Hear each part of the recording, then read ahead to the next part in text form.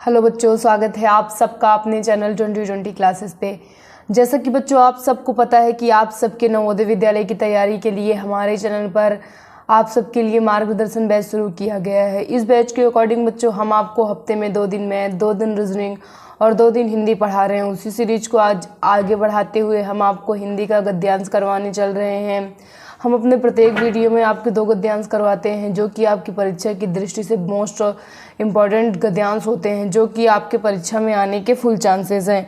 तो आपने अभी तक चैनल को सब्सक्राइब नहीं किया है तो सबसे पहले जाकर के चैनल को सब्सक्राइब कर दीजिए, साथ में आए बेल आइकन को भी प्रेस कर दीजिए ताकि हम आपके लिए जो भी नए नए वीडियोस अपलोड करें उन सब के नोटिफिकेशन आपके पास टाइम टू टाइम पहुंचते रहें। तो चलिए शुरू करते हैं गद्यांश को। टेलीफोन ने समय और दूरी के फासले में परिवर्तन कर दिखाया है। मैदान में खड़े रहकर हम जोर से चिल्लाएं तो हमारी आवाज़ ज़्यादा से ज़्यादा 100 गज तक पहुंच पाएगी, लेकिन टेलीफोन पर धीरे से भी बोले तो हजारों मील की दूरी तक आवाज़ आसानी से पहुंच जाती है। दरअसल टेलीफोन की आवाज़ बिजली की लहरों के जरिए भेजी जाती है। इन लहरों की रफ्तार आवाज़ की रफ्तार से लाख गुनी ज़्यादा है। टेलीफोन ने हमारी आवाज़ में मानो पंख लगा दिए हैं। टेलीफोन के आविष्कार की कहानी बड़ी मनोरंजक है। इसे समझने के लिए आवाज़ के बारे में थोड़ी जानकारी हासिल कर लेनी ज़रूरी है। चोट करने पर नगाड़े के चमड़े का पर्दा कंपन करने लगता है और तभी आवाज़ पैदा होती है। थाली पर डंडे की चोट करने पर थाली में कपकपी पैदा होती है और आवाज़ सुनाई पड़ती है। सितार के तार पर जब मिराज से चोट करते हैं तब तार भी कंपन करने लगता है और उससे आवाज़ पैदा होती है।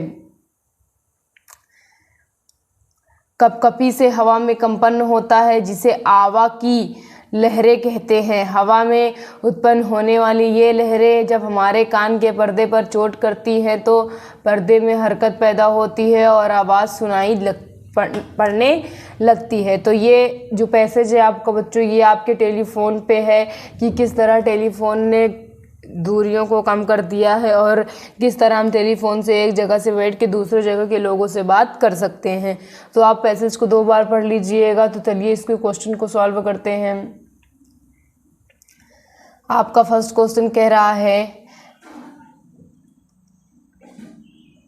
मैदान में चिल्लाने से हमारी आवाज़ ज़्यादा से ज़्यादा कितने गज दूर पहुँचेगी। मैदान में चिल्लाने से हमारी आवाज़ ज़्यादा से ज़्यादा कितने गज दूर पहुँचेगी। 100, 200, 300, 400। तो देखिए हमें गद्यांश में साफ साफ बोला है कि अगर हम किसी मैदान में खड़े होकर चिल्लाएं तो हमारी आवाज़ 100 गज तक पहुँचेगी। तो आपका कौन सा ऑप्शन सही हो जाएगा? यहाँ पे आपका फर्स्ट वाला ऑप्शन एकदम सही हो जाएगा बच्चों। नेक्स्ट क्वेश्चन देखते हैं। आपका नेक्स्ट क्वेश्चन कह रहा है कि टेलीफोन ने हमारी आवाज़ में मानो क्या लगा दिए हैं। टेलीफोन ने हमारी आवाज़ में मानो क्या लगा दिए हैं। हवाई जहाज़, बिजली, पंख, घोड़े। तो आपका सही ऑप्शन क्या हो जाएगा? पंख। टेलीफोन ने हमारी आवाज़ में मानो पंख लगा दिए हैं।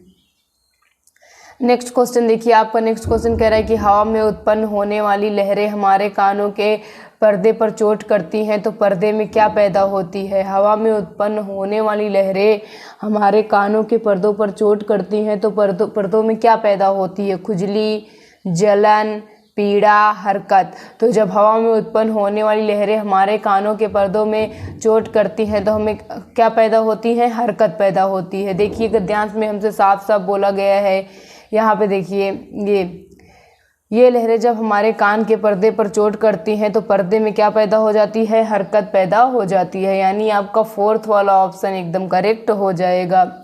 नेक्स्ट क्वेश्चन देखिए, आपका नेक्स्ट क्वेश्चन कह रहा है कि सितार के तार पर किस वस्तु से चोट की जाती है। सितार के तार पर किस वस्तु से चोट की जाती है? उंगली, तीली, मिराब, तार। तो देखिए हमें गद्यांश में साफ साफ बोला गया है,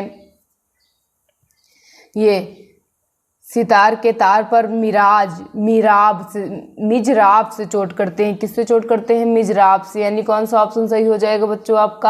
आपका थर्ड वाला ऑप्शन एकदम सही हो जाएगा। सितार के तार पर हम मिजराब से चोट करते हैं। नेक्स्ट क्वेश्चन देखिए इस गद्यांश का। आपका लास्ट क्वेश्चन कह रहा है कि ज़्यादा शब्द का आशय है। ज़्यादा शब्द का आशय है अधिक, तेज, बड़ा, भारी। तो ज़्यादा शब्द कहाँ से क्या हो जाएगा, अधिक। आपका फर्स्ट वाला ऑप्शन एकदम करेक्ट हो जाएगा। तो ये आपका फर्स्ट गद्यांश सॉल्व हो गया है।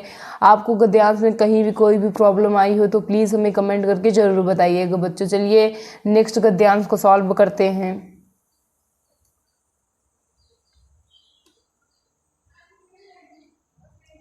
आपका नेक्स्ट गद्यांश कह रहा है, जिन महापुरुषों ने भारतीय समाज की दुर्व्यवस्था एवं गलत नीतियों को दूर करने में अपने जीवन के अमूल्य क्षणों का सदुपयोग किया, उनमें से राजा राम मोहन राय का नाम प्रमुख है। उन्होंने सती प्रथा और बाल विवाह जैसी कुरीतियों को बंद करने का आंदोलन चलाया जो आगे चलकर सफल हुआ। वे नए भारत के पिता के नाम से हमारे देश में लब्ध प्रतिष्ठित थे। राजा राम मोहन राय ने समाज की कुरीतियों को हटाने के लिए पुस्तकें लिखी, लेख लिखे और निर्भय होकर बुराइयों का भांडाफोड़ किया। उन्होंने ब्रह्म समाज की स्थापना की। उनके चलते बंगाल के हिंदू नवयुवक समझने लगे कि हिंदू ठोस हैं और ढोंगियों ने इनमें बुराइयां फैला रखी हैं। राम मोहन राय के समय बंगाल में अंग्रेजी शासन था। उन्होंने शासन की ओर से ऐसे कानून बनाने की कोशिशें की जिनसे भारतवासियों में फैली बुराइयां दूर हों।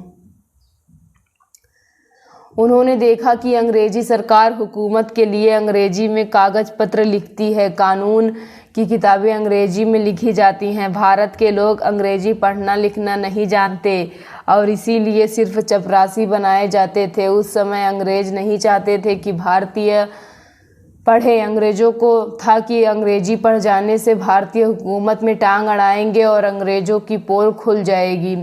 राम मोहन राय अंग्रेज़ों की चाल समझ गए। उन्होंने आंदोलन किया। 2-4 अंग्रेज़ों ने भी इनका समर्थन किया। लाचार होकर अंग्रेजी सरकार ने भारतीयों को अंग्रेजी पढ़ाने के लिए शिक्षा विभाग खोल दिया। तो इस पैसेज में बच्चों आपका राजा राम मोहन राय के बारे में बताया गया है, जिनको आधुनिक भारत के पिता के नाम से भी हम जानते हैं। तो आप इस पैसेज को एक बार और पढ़ लीजिएगा ताकि जब आप क्वेश्चन पढ़े तो आपको आंसर आसानी से मिल जाए। तो चलिए क्वेश्चंस को सॉल्व करते हैं। आपका फर्स्ट क्वेश्चन कह रहा है कि सती प्रथा और बाल विवाह राम मोहन राय के ज़माने की क्या थी। सती प्रथा और बाल विवाह राम मोहन राय के ज़माने की क्या थी। प्रथा, कुरीतियाँ, संस्कार, रीतियाँ। तो आपका सही ऑप्शन हो जाएगा कुरीतियाँ। सती प्रथा और बाल विवाह राम मोहन राय के ज़माने की कुरीतियाँ थी। नेक्स्ट क्वेश्चन देखिए। आपका नेक्स्ट क्वेश्चन कह रहा है कि राम मोहन राय ने किस समाज को स्थापित किया। राम मोहन राय ने किस समाज को स्थापित किया। वैष्णव समाज, आर्य समाज, हिंदू समाज, ब्रह्म समाज। तो परफेक्ट ऑप्शन हो जाएगा आपका ब्रह्म समाज। राम मोहन राय ने ब्रह्म समाज को प्रतिस्थापित किया। नेक्स्ट क्वेश्चन देखिए बच्चों। आपका नेक्स्ट क्वेश्चन कह रहा है कि हुकूमत के लिए अंग्रेजी सरकार कागज पत्र किस भाषा में लिखती थी। हुकूमत के लिए अंग्रेजी सरकार कागज पत्र किस भाषा में लिखती थी। लैटिन, संस्कृत, अंग्रेजी, हिंदी। तो आपका परफेक्ट ऑप्शन हो जाएगा हिंदी। हुकूमत के लिए अंग्रेजी सरकार कागज पत्र अंग्रेजी भाषा में लिखती थी। आपका सी वाला ऑप्शन एकदम सही हो जाएगा।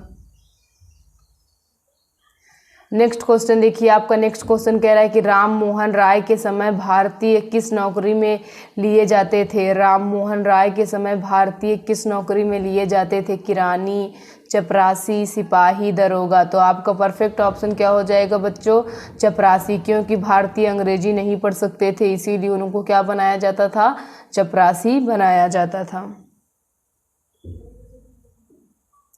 इस गद्यांश का लास्ट क्वेश्चन देखिए। कह रहा है कि राम मोहन राय के समय बंगाल में किसका शासन था। राम मोहन राय के समय बंगाल में किसका शासन था। अंग्रेज, मुस्लिम, कांग्रेस, भारतीय जनता पार्टी। तो आपका परफेक्ट ऑप्शन हो जाएगा अंग्रेज। राजा राम मोहन राय के समय बंगाल में अंग्रेजों का शासन था। तो ये दोनों पैसेज मैंने आपको सॉल्व करवा दिए हैं बच्चों। अगर आपको पैसेज में पूरे वीडियो में कहीं भी कोई प्रॉब्लम आई हो तो प्लीज़ हमें कमेंट करके ज़रूर बताइएगा। साथ ही साथ अगर आपको वीडियो पसंद आ रहा हो तो प्लीज़ वीडियो को लाइक एंड शेयर ज़रूर कीजिएगा। और अभी तक चैनल पर नए हैं तो सबसे पहले जा कर के चैनल को सब्सक्राइब कर लीजिएगा। थैंक यू बच्चों।